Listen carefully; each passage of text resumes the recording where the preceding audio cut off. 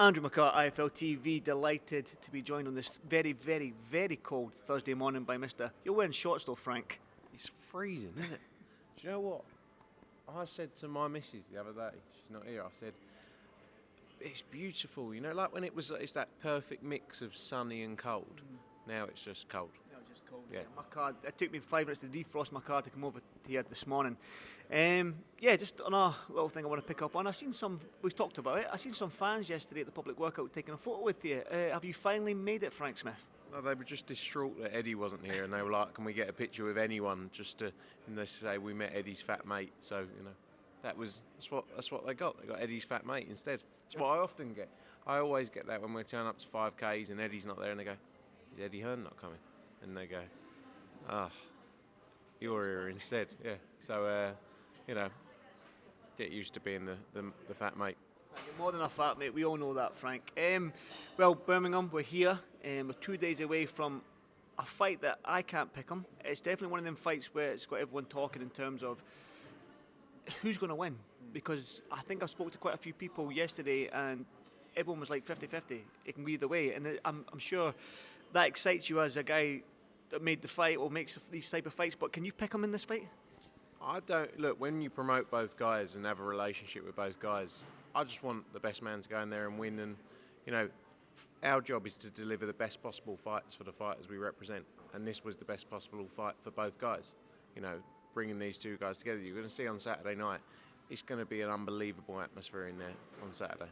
You know, the ticket sales have gone through the roof. And these are the fights we need to make. You know, and I think there's a lot of respect between the two. And it just shows, it goes back to the point as well, you know, it's not necessarily the respect between various members of the family or love there. But those two guys who are fighting on Saturday, they know what kind of fight it is. They know it's going to be a tough night. But they want to take chances and challenge themselves. And that's what we look forward to, and that's what we need more of in the sport. So it's just a great fight, and it's been a great build-up as well. I feel like our team as well have done a great job. You know, content in the build-up to it, everything that's been pushed through has been brilliant. So yeah, I'm excited for it. Definitely, and there's the backstory, like you said. It's more than just a fight. It's more than just two highly skilled operators in there. There is that backstory. There is the sparring story, the GB spars, Galal getting picked over Sonny. So there is this lovely soap opera behind it all. But I want to go back to the sparring story. We know that sparring. We just need to go to Daniel Dubois, Kubrat Pulev, and Daniel Dubois, Joshua, and whatnot. They don't mean nothing when it comes to a fight like this, does it? No. It's, you know, this is, you're talking about years ago, many years ago, and times have changed. So much more experience now from both guys, you know, and I don't think you can look back to these moments and go, oh, I did that in, you know, what was it, 5-6 years ago, whatever it was, before pre-Olympics. Don't read into it too much. You know, I'm sure each fight will have their own confidence from what they went through in those sparring sessions. But, you know, this is completely different. It's a real fight they're getting in there. You know, in some ways, obviously Sonny's got a lot more experience in the professional ranks than Galal. You know, but then Galal's come straight in from winning the Olympic gold, gone straight into 10 and 12 rounders, looked impressive. So, you know, look, I think, as you say, it's a 50-50 fight. And that's what we want to see. We want 50-50 fights. We want real fights. We want fights that people can buy into.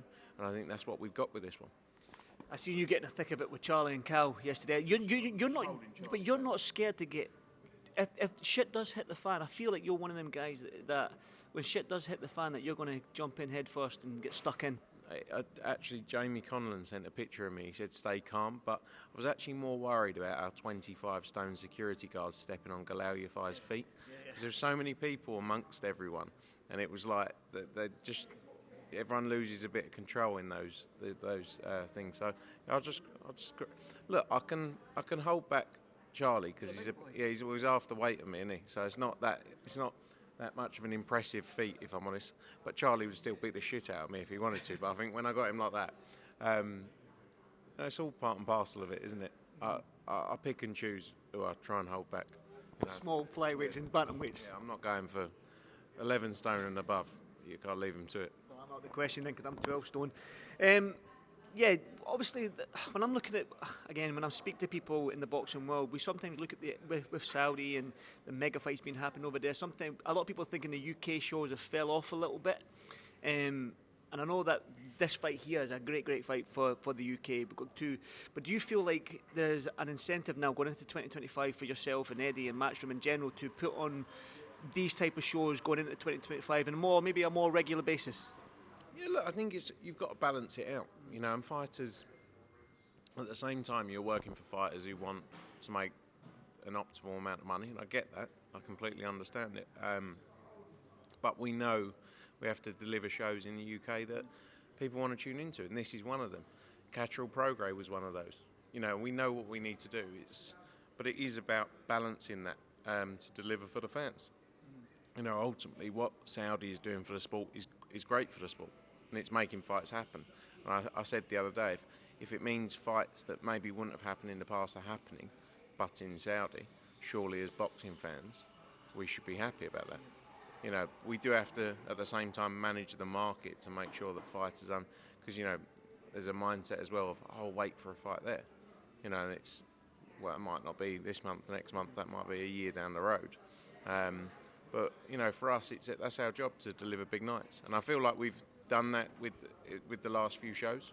I think as well it's about the talent as well and putting them in real fights. I think where there's been such investment into British boxing with so many different promoters, I think fighters have been able to have easier touches. Just being on it, and it's hard to say that because obviously as a fighter, you want the most amount of money possible for the easiest fight.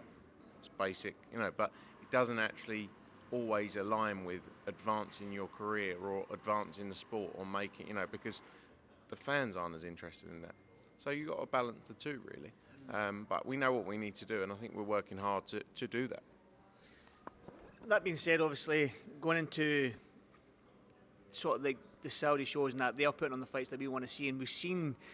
I don't know if it was Dan Raphael put out the February 22nd card, and we've seen it was at Dubois Parker, great fight, and then obviously the rematch with Bertbayev and Bivol. Now we know that Bivol is your man. Can you shine any light on that? Is that happening February 22nd? I don't know, mate. I wouldn't know. I don't get involved in the big deals. There's a lot of work going on in the background about February 22nd, obviously. I'm not going to be the man who breaks the news of what fights there are. I don't want to get in any trouble. But as always with every Riyadh season show, it's going to be even bigger and better. But yeah, I don't know the fights. If I'm just looking at what Daniel Raphael put out there, and if that is the card for February 22nd, that is very, very impressive. I love that card. What a show that will be. If what Dan Raphael put out is true, that is an amazing show. I'd love to see it. Well, Dan, I hope it's true. I spoke to Eddie Hearn about, obviously, because I said to him, when I go to a Matchroom show, if I go to Saudi Arabia, and they know I'm speaking to you and Eddie in all my interviews, as soon as I go home, I go back to the gym, everyone asks me how the show is, and then it's like, when's Eddie coming back? When's Matchroom coming back to Scotland? And I asked the same question to Eddie Tuesday afternoon, actually. And I said, when are you coming back? Because I'm getting sick and tired. Because I speak to you, I'm the only Scottish guy you probably know, Frank. I'm the only in the boxing game, probably. I know you and Billy Nelson. No. I'm your favourite Scottish guy then. That's for certain. So when are you coming back to Scotland? We miss you. Do you know what? We were planning on coming back in January. Yeah. It was all ready to go. It was actually doing January 18th. We were ready to go with Josh Taylor. We had a fight agreed. Basically, opponent signed, everything done. And Josh is obviously trained by Joe McAnally. Joe McAnally trains Darren Till. Misfits are doing that show on January 18th. So he didn't then want to fight. And I understand it without his trainer that night. But then the issue is we've obviously got a schedule of fighters, right, that we plan out. So if you go in January, then you're fighting in June, July, whatever the time period is. So it makes it very difficult. You can't just go, he was fighting in January. Like, we have to do a show in January. But then we've already got someone fighting in February. We've already got someone fighting in March. We've already got people fighting in that. Do you know what I mean? So it's not as easy as just going, okay, well, you now go there. Yeah. We do want to come back to Scotland. And we did, like I say, we were very, very close to having it all signed and done. But that really threw a bit of a stumbling block in. And, I can't sit here right now and say we'll be there. I'd love to. But I can't sit here and say we will be there early part of next year. But let's see. was going to ask, is there a revised date? But it sounds like there isn't a revised date to come up. No, but again, it's what people don't always understand is like when you got a date in January that you have to do a show for broadcast, you then have to replace that with something else, and then you've already got fighters fighting February, March, April, May. So you got all those fights already out there. So it's not as easy as just switching it over, and that's the problem, really. And we've got so many fighters signed to us, and we need to make sure we deliver for our contractual obligations. So if he was ready in January and able to fight in January, that would have been 100% our show. But unfortunately, it just didn't work out. Oh well, there's always summer. One day, definitely one day. I want to touch on the Fury versus Usyk stuff now. Eddie says that win, lose or draw, that Fury versus Tyson Fury fight is a monster fight. Fury v Tyson Fury. Fury versus Usyk. Listen, thanks for correcting me, Frank. I'll edit that one out. Fury versus Usyk. Win, lose or draw for Fury. The Joshua fight is a monster fight no matter what. Do you agree with that? Huge. I think it's one of the biggest fights in the sport, regardless of results. I think losses for too long in the history of boxing have been looked upon as it's over, you're finished. But I think Joshua Fury is, regardless of Fury losing 3 fights or whatever, doesn't matter. People want to see that fight. It's been spoken about for so long. It's the biggest fight out there, and I hope we see it. I hope Fury can go and get a win against Usyk.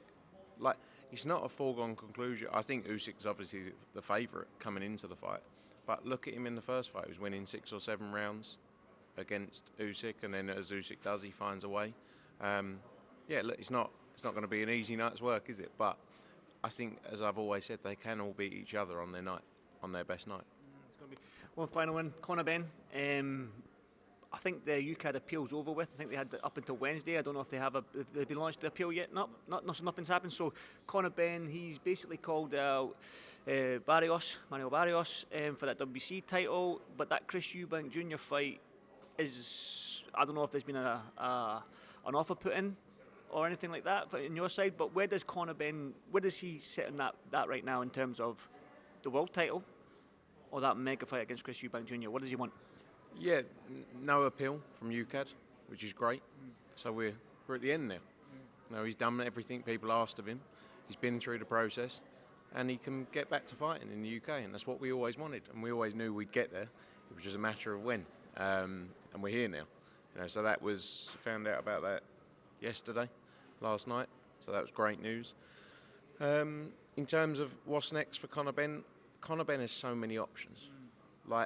I met Ben Shalom yesterday in London and spoke about the Eubank fight.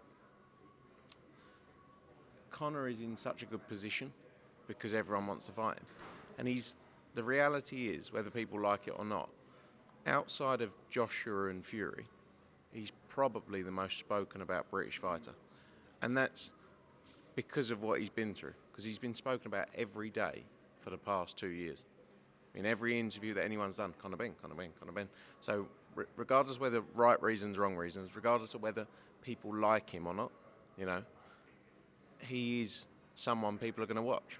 And he's got a 10-year career probably from now, 8 years, whatever he wants to do. And I think he can really be the name in British boxing. Especially Tyson and Anthony haven't got long left. I think he's a bigger name than Chris Eubank, right? But I think, at least in my personal view, I would love to make the Eubank fight. I think it's the biggest fight out there. But it's a clear as day, the structure of that fight and how it works. It's whether Eubank wants, aligns with that, and that's something we'll see. But Conor's in a great position. He wants to fight Barrios for the world title. There's so many fights for him though. There's so many names for him. And he could stay at 147, look to win a world title. There's so many options. So he's in a great place, and that's what we're working through now, and hopefully we'll have some news soon.